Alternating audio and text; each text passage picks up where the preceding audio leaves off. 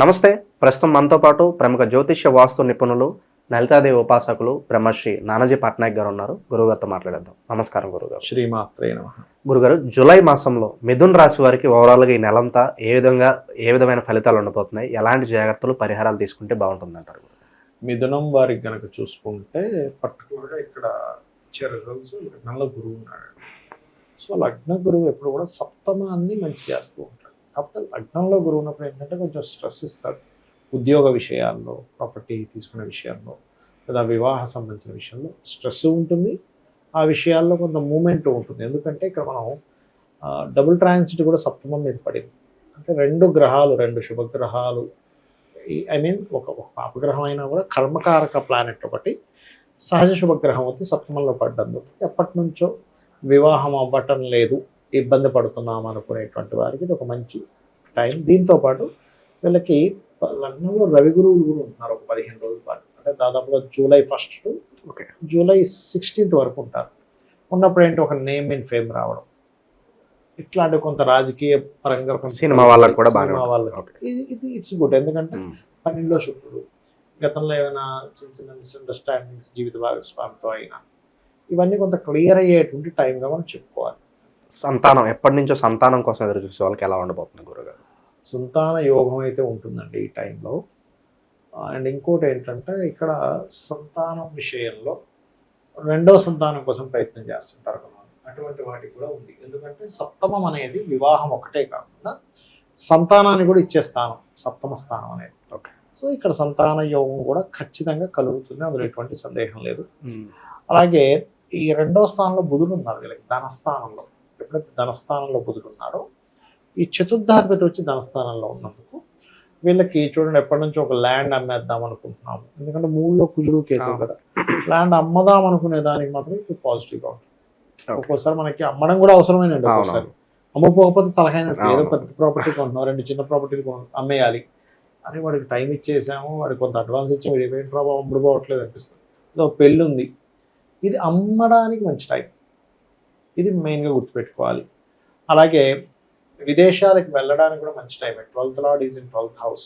విదేశాలకు వెళ్ళి అక్కడ ఏదైనా ఉద్యోగం చేయడానికి, ఇక్కడ నుంచే బయట దేశాల్లో ఉండేటువంటి వాళ్ళకి ఇక్కడ నుంచి నైట్ డ్యూటీస్ చేస్తూ ఉంటారు కొంతమంది, అటువంటి వాటికి మంచిదని చెప్పుకోవచ్చు. భూమి మూలంగా కూడా కొంతధనం మీడియేటింగ్ ద్వారా, బ్రోకరైజేషన్ ద్వారా కొంతధనం అనేది వస్తుంది. కాకపోతే 3లో కుజకేతులు ఉన్నందుకు మీరు కాస్త అంటే ఈ సంతకం పెట్టేటప్పుడు, అగ్రిమెంట్స్ రాసుకునేటప్పుడు, మధ్యవర్తిత్వంగా ఉండేటప్పుడు చాలా కేర్గా ఉండాలి.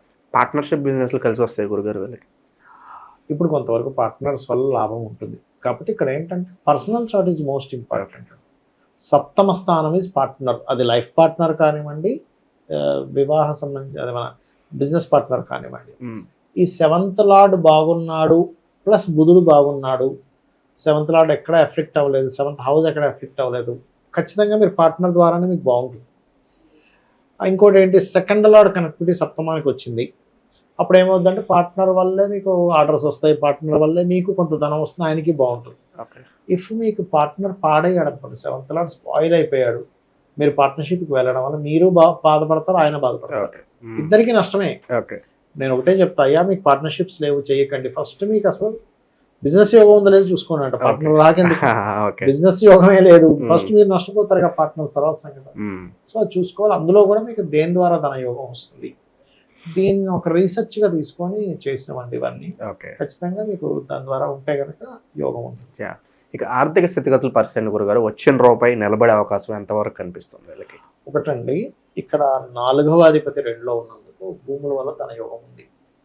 అండ్ ఏదైనా ఒక మీడియేటింగ్ ద్వారా కొంత ధన యోగం చూపిస్తుంది. ఎందుకంటే 2లో ఎప్పుడైతే బుధుడు ఉన్నాడో ఇస్తున్నాడు. అదిగాక ఇక్కడ శుభకర్తెల్లో పడింది మిథునం అనేది. అంటే లగ్నంలో ఏమో గురువు, 2 బుధుడు, 12లో ఏమో శుక్రుడు. సో ఇక్కడ ఎప్పుడైతే శుభకర్తెల్లో పడుతుందో కొంత సేఫ్ జోన్లో ఉంటారు. కాకపోతే వీళ్ళకి ధనయోగం బాగుంది. కాకపోతే వీళ్ళు మాట్లాడే విషయాలు, పరాక్రమ స్థానంలో కుజుడు కేతు ఉన్నందుకు కొంచెం ధైర్యంగా ఏదైనా చేస్తారు, అందులో ఎటువంటి డౌట్ లేదు. కానీ ఎప్పుడైతే 3లో కుజుడు కేతు ఉన్నప్పుడు ఒక్కసారి అదే టంగ్ స్లిప్ అవుతుంది. నేను ఎప్పుడు చాలామంది ఒకటే మాట చెప్తా, అయ్యా మీరు ఏమి చేసినా టంగ్ స్లిప్ మాత్రం అవ్వకండి. నోరు జారుకుంటే వెనక్కి తీసుకోలేము మళ్ళీ. అసలు పెద్ద జలపాతం కింద పడితే ఈజీగానే దాన్ని వెనక్కి తీసుకెళ్ళడం చాలా కష్టం, అంతదండి. అసలు మీకు ఎమోషన్స్ వస్తాయి, కోపం వచ్చేస్తుంది, కానీ దాన్ని ఎలా మీరు కన్విన్స్ చేయాలి, ఎలా చెప్పాలి, ఇది ముఖ్యంగా మన పిల్లలకు నేర్పించాలండి. అవును. చెప్పడం కాదు, నేను చెప్పేసాను నాకు ఇష్టం లేదంటాడు, అలా కాదు, నువ్వు ఎలా చెప్పాలో నేర్చుకోవాలి. అలా చెప్పాలో నేర్చుకోగలిగితే నువ్వు జీవితంలో పైకి వచ్చేస్తావు. ఉద్యోగస్తులు నిరుద్యోగులు వీళ్ళ పరిస్థితి ఎలా ఉండబోతుంది గురుగారు? ఫస్ట్ ఆఫ్ ఆల్ ఏంటంటేనంటే ఉన్న ప్రాంతం కాకుండా ఇతర ప్రాంతాలకు వెళ్ళడమే ఇప్పుడు ఉండే కండిషన్ మంచిది ఉద్యోగం కోసం. అందులో పర్టికులర్గా marketing, finance related, banking related, లేకపోతే టీచింగ్ రిలేటెడ్ ఈ ఉద్యోగాలు చాలా బాగా కలిసి వస్తాయి వీళ్ళకి. ఎందుకంటే ఇక్కడ దశమాధిపతి లగ్నంలో ఉన్నాడు. అయితే ఉద్యోగంలో కొంత స్ట్రెస్ కూడా ఉంటుంది, ఎందుకంటే డిస్పోజిషన్ సిస్టమ్ అంటాం. డిస్పాజిటర్ ఎవరైతే ఉన్నారో శని అయ్యాడు అక్కడ. శని ఎనర్జీస్తో ఇక్కడికి వస్తున్నాడు అంటే ఏంటి, ఆల్ ఆఫ్ సడన్గా దూర ప్రాంతానికి వెళ్ళడం ద్వారానే మీకు ఉద్యోగం వస్తుంది అని చెప్తుంది ఇక్కడ గోచారం. ఓకే. సో ఈ గోచారం దీనికి సపోర్ట్ చేస్తుంది కాబట్టి ఇక్కడ ఏంటంటే మనం చూడండి, ఒక్కోసారి ఒక ఉద్యోగంలో ఇప్పుడు ఏంటి మార్కెట్లో ఏది బాగుంది అంటే చదువుకునే పిల్లలకు కూడా ఏం చెప్తారు, ఏం లేదు మీరు ఈ కోర్స్ చేయాలి, లేకపోతే ఈ పర్టికులర్ షార్ట్ టర్మ్ ఇది చేస్తే మీకు ఉద్యోగాల అవకాశాలు తొందరగా వస్తాయి. మార్కెట్లో ఏది బాగుందో దాన్ని మనం చేస్తున్నాము ప్రాక్టికల్గా చూస్తే. అలాగే మార్కెట్ గోచారం ఏం చెప్తుంది, ఉన్న ప్రాంతం కాదు దూర ప్రాంతానికి వెళ్ళి నైట్ డ్యూటీస్ చేయి, అండ్ అట్లాగే ఈ రంగాల్లో బాగుంది నీకు, ఇక్కడ మీకు ఉద్యోగ అవకాశాలు వస్తాయి, కానీ కొంత స్ట్రెస్ ఉంది, దీన్ని మనం అర్థం చేసుకుంటాం. ఓకే. ప్రలోభాలకు ఎక్కువగా గురయ్యే అవకాశం నాకు అనిపిస్తుంది. అంటే ఎవరో వస్తారు, ఎక్కడో ఏదో ఉందంటారు, ఏదో ఆఫర్ అంటారు, తద్వారా మోసపోయే అవకాశాలు ఎక్కువ ఉంటుంది. ఇలాంటి సిచ్యువేషన్స్ అన్న ఉంటాయి గురుగారు? ప్రలోభాలంటే మీరు అన్నట్టుగా మధ్యవర్తిత్వం విషయంలో ఏదైనా అగ్రిమెంట్స్ చేసుకునే విషయంలో కొంచెం జాగ్రత్తగా ఉండాలి, మోసపోయే అవకాశం ఉంది. అది కొంచెం. ఎందుకంటే మూడులో శుభగ్రహాలు ఉన్నప్పుడు, అంటే పాపగ్రహాలు ఉన్నప్పుడు వేరు, శుభగ్రహాలు ఉన్నప్పుడు వేరు. ఎప్పుడైతే రెండు పాపగ్రహాలు ఉన్నాయో ధైర్యాన్ని ఇస్తుందండి. మంచి అంటే భలే ధైర్యం చేశాడు రా అసలు, గుడ్ అంటాం అందరం. కానీ ఇక్కడ ఏమవుతుందంటే ఎప్పుడైతే మూడులో రెండు పాపగ్రహాలు ఉన్నాయో ఇదే ధైర్యం కొంచెం ఎక్స్ట్రా డోస్ అయితే అది ఒక ప్రమాదానికి దారితీస్తుంది. ఏంటంటే సంతకం పెడితే తీసుకురావడం, అక్కడక్కడికి సంతకం పెట్టాక అది పెద్ద కొమ్మ వస్తుంది. కాబట్టి ఈ విషయాల్లో పర్టికులర్గా జాగ్రత్తగా ఉండాలి. ఓకే. ప్రేమ విషయాలు పర్టికులర్గా అఫెక్షనేట్గా ప్రేమ వివాహాలు జరగడానికి ఎంతవరకు అవకాశం ఉంది, లేదంటే వ్యక్తిగత చెక్ చేసుకోవాలి? ఖచ్చితంగా ఉండదండి. ఇక్కడ ఏంటంటే ఎవరైనా ఇష్టపడ్డాం, వివాహం చేసుకోవాలని ఒక ప్రపోజల్ అవతల వాళ్ళకి పెడుతున్నాము, ఇది ఖచ్చితంగా సక్సెస్ అవుతుంది ఈ సమయంలో. ఎందుకంటే ఇక్కడ ముందు వెనక ఉండే గ్రహాలను అబ్జర్వ్ చేయాలి. ఇక్కడ 5th లార్డ్ కూడా చూసుకోవాలి. 5th లార్డ్ వచ్చేసి మీకు 12th హౌస్లో వచ్చి కూర్చున్నాడు. ఎప్పుడైతే 12వ అధిపతి శుక్రుడు, 12వ అధిపతి 5వ అధిపతి రెండింటికి ఒకడే శుక్రుడు ఓన్ హౌస్లో కూర్చున్నాడో అది 6th హౌస్ చూస్తుంది. 6th హౌస్ అంటే డైలీ లైఫ్, నీ నిత్య జీవితంలో ప్రేమ వ్యవహారం సంబంధించినవి ఇప్పుడు జరగనుంది అని చెప్తుంది. అది కాకుండా ఒక శుభగ్రహం సప్తమాన్ని చూడటం, అండ్ ఇంకోటి ఏంటి, సప్తమాన్ని శని చూస్తూ అదే శని శుక్రుడిని కూడా చూస్తున్నాడు. సో ఇక్కడ ఏంటంటే ఒక ప్లానెట్ ఏ ఎనర్జీస్తో అది కన్వే చేస్తుందని చూసుకోవాలి. సో ఇక్కడ ప్రేమ వివాహం ద్వారా అయ్యే యోగాలు బలంగా ఉన్నాయి ఇక్కడ. ఓకే.